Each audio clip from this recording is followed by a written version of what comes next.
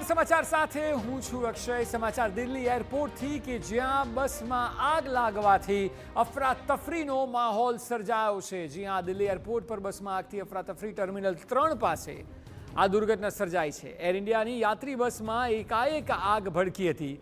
બસની નજીક જ ઈંધણ ભરેલું વિમાન હોય ચિંતા વધી હતી।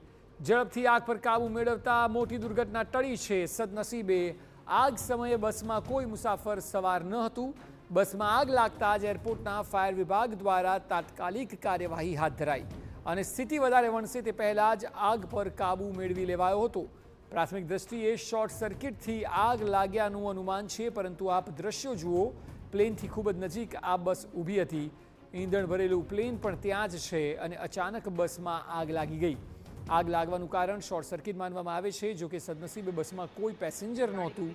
બસ ખાલી હતી અને આગ લાગી, એટલે કોઈ જાનહાનિ થઈ નથી। મોટી જાનહાનિ ટળી છે, પરંતુ આ દુર્ઘટના મોટી થઈ શકી હોત। સદનસીબે બાજુમાં ઊભેલ ફૂલ ઈંધણવાળા પ્લેનને પણ નુકસાન નથી થયું અને બસમાં પણ કોઈ સવાર હતું નહીં, પરંતુ થોડી વાર માટે અફરાતફરીનો માહોલ દિલ્હી એરપોર્ટ ખાતે ટર્મિનલ 3 પાસે કે જ્યાં દુર્ઘટના ઘટી ત્યાં સર્જાયો હતો।